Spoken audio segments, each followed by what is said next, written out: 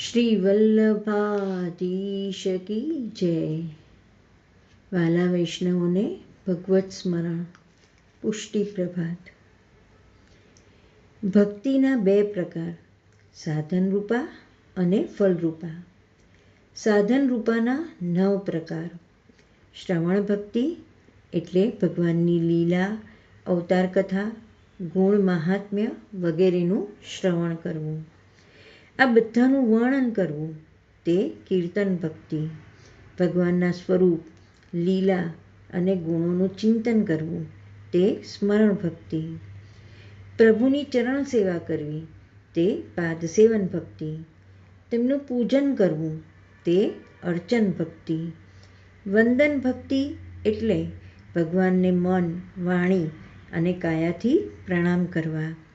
દાસ્ય ભક્તિ એ ભગવાન સાથેની ભાવાત્મક ભક્તિ છે, જેમાં ભક્ત પોતાને ભગવાનના દાસ તરીકે જ માને છે.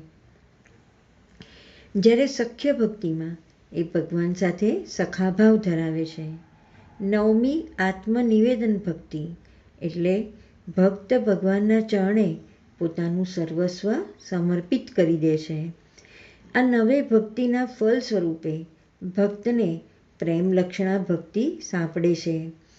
આ પ્રેમી ભક્તની આગળ તો ભગવાન પણ પરવશ થઈ જાય છે. હવે કઈ ભક્તિ મુખ્યત્વે કયા ભક્તે કરી તે આપણે જોઈએ. ભક્તિના આ બધા પ્રકારો અનેક ભક્તોએ જીવનમાં અપનાવ્યા છે. છતાં આદર્શ ઉદાહરણ રૂપે જે ભક્તોના નામ લઈ શકાય તે આપણે જોઈએ. શ્રવણ ભક્તિનું આદર્શ ઉદાહરણ પરીક્ષિત રાજા છે. કીર્તન એટલે કે ભગવાનના ગુણગાનરૂપ ભક્તિ માટે શ્રી શુકદેવજી.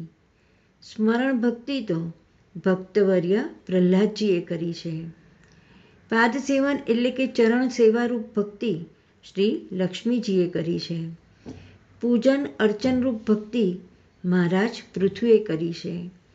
વંદન ભક્તિનું આદર્શ દ્રષ્ટાંત શ્રી અક્રૂરજી છે. તો દાસ્ય ભક્તિમાં શ્રી હનુમાનજીની તોલે કોઈ ન આવે. અર્જુનની ભક્તિ સખ્યભાવનું ઉદાહરણ છે. તેમજ આત્મનિવેદન ભક્તિમાં બલિરાજાને સર્વોપરી માનવા જોઈએ. આ બધા ભક્તો મહાન ભક્તો છે, પરંતુ જ્યાં પ્રેમ લક્ષણા ભક્તિની વાત આવે ત્યાં વ્રજ ગોપિકાનું જ નામ લેવાય.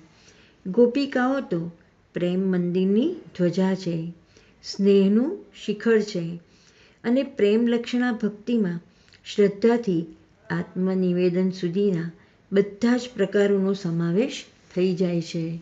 શ્રી વલ્લભાધીશ કી જય.